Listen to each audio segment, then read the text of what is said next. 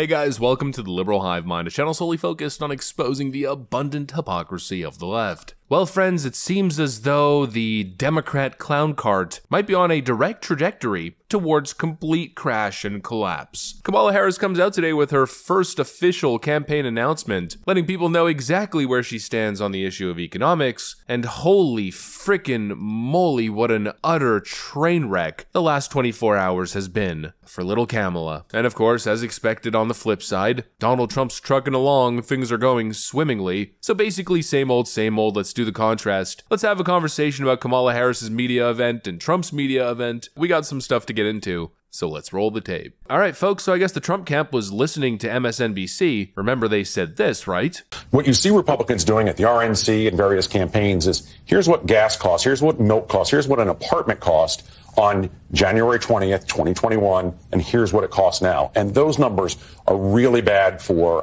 the Harris campaign. All you gotta do is focus on prices, focus on the track record over the last 4 years, and it's not good for Kamala. I mean, for Pete's sakes, even Kamala seems to know it's not good for Kamala. A loaf of bread costs 50% more today than it did before the pandemic.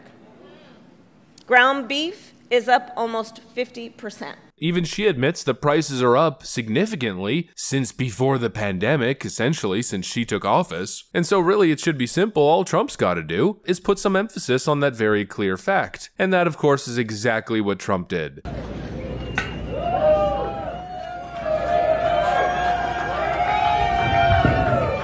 Thank you very much. Thank you, everybody.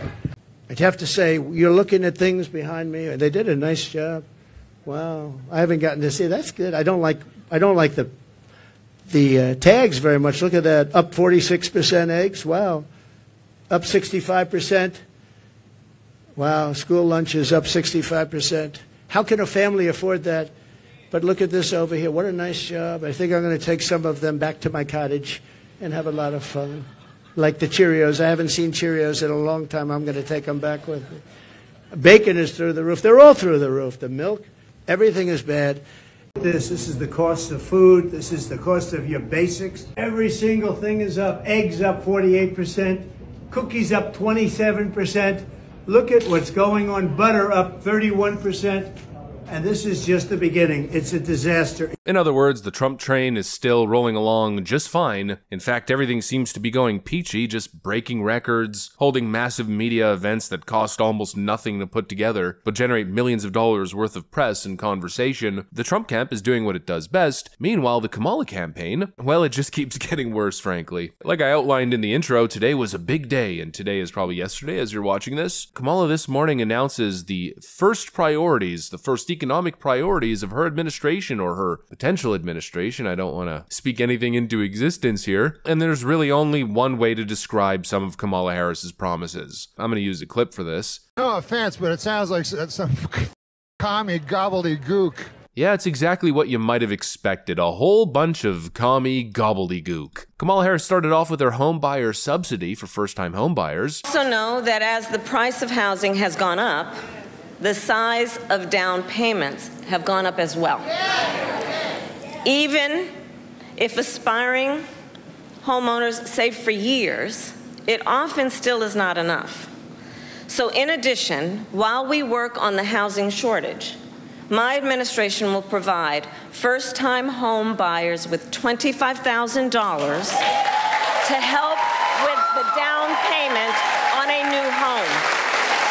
And of course, just as you'd expect, all the leftoids are soy-facing, ooh, Mama Kamala, with the 25K stimmy. And I'm sitting here face-palming at the sheer stupidity of this economic promise. $25,000, I mean, that's essentially a $25,000 stimulus check for people who want to buy their first home. Who's gonna pay for that? Not to mention, we already know the effects of artificial stimulus. Hyperinflation. You create artificial hyper-demand for a product. In other words, all of a sudden, pretty much everybody's got enough money for a down payment on a home. You have a buying frenzy, and in many cases, a lot of unqualified buyers slipping through the cracks, and what do you get as a result? A mortgage crisis and a housing bubble. You get housing inflation and a bubble that will inevitably burst. You can't artificially stimulate housing purchases, and also you can't artificially stimulate home buying without a clear, concrete plan on meeting that actual increased demand. In other words, you need a plan for building more homes. Millions of more homes. And how exactly is Kamala planning on doing that? Well, there's no actual plan for that. No, just a $25K stimulus. Completely brain dead. This is economic illiteracy. She is running on a campaign of not knowing how the economy works. She's running on a campaign of promising free shit. Vote for me and I'll give you $50,000 with no actual understanding of the consequences that would have on the actual economy. Not to mention who's going to pay for this. You think it's going to be all the rich people? Of course not. They're experts at avoiding paying taxes. It's the middle class that's going to suffer here. The cost of housing is going to go up. Frankly, the cost of probably everything is going to go up, considering Kamala's probably going to have to print $10 trillion to fund these ridiculous socialist enterprises. In other words, it's Joe Biden's economic disaster on frickin' steroids. I mean, Kamala was supposed to come out here and announce to the world that she was not a communist, and the first thing she does is present the most radically socialist economic platform of any presidential candidate in modern American history. It doesn't end with the endless money printing. No, of course not. Kamala Harris also wants to implement Soviet-style federal price controls. So believe me, as president, I will go after the bad actors. And I will work to pass the first ever federal ban on price gouging on food.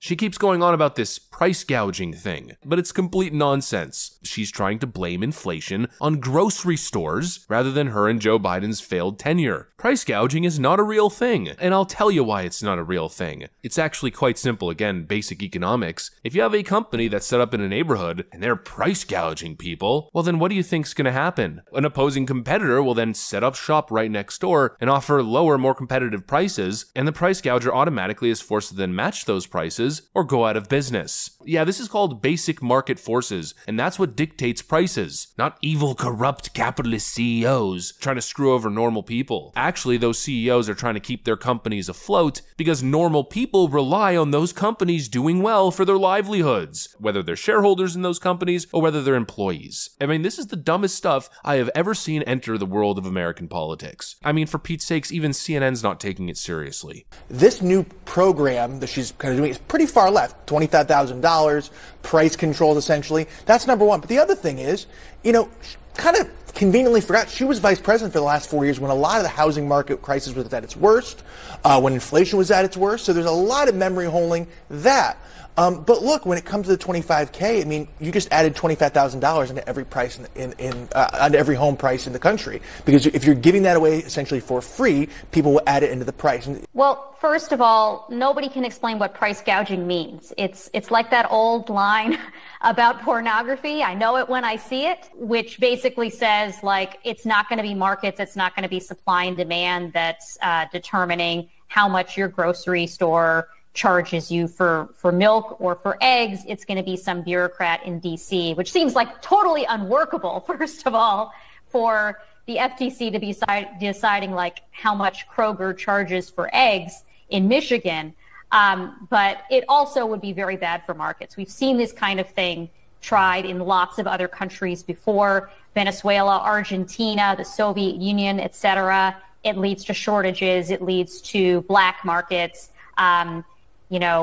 Plenty of uncertainty. And beyond that, the specific way this bill is written might actually increase prices because of some of the other language in it. They're calling Kamala Harris's plan not feasible and unreasonable and unrealistic. They're not taking it seriously because it's complete nonsense. And that's the obvious trend here. Now the only question that remains is, are the people dumb enough to fall for it? It's obvious what's happening here. Kamala Harris is promising a bunch of free crap that you, the American citizen, the taxpayer, the voter, will inevitably have to pay for in some way or another. She's promising a bunch of free crap, and the question is, are people dumb enough to fall for it? Obviously, the Democrat play here has been to destroy the public education system, rendering millions of Americans totally uneducated on matters of economics. The question is, did Democrats dumb down the nation enough to where people will fall for this stuff? $25K home subsidies, it's unreal. I mean, that will destroy the economy. Universal healthcare, Soviet-style price controlling. I mean, just the baseline of the ideology itself. Kamala Harris is an economic conspiracy theorist. She denies the reality of inflation, or at least the cause or the root cause of inflation. Are people really this uninformed? I guess that's the question. happen? We'll have to see. All I gotta say is spend the next 3 months educating people on these issues. Otherwise, by January 2024, a bunch of commie gobbledygook might be on the frickin' menu. And I don't know about you guys, but I don't think I can stomach it. Anyways, that's pretty much what I got for you guys. Hopefully you enjoyed the video. If you did, make sure to leave a like and possibly subscribe. Thanks for watching, and I'll see you on the next one.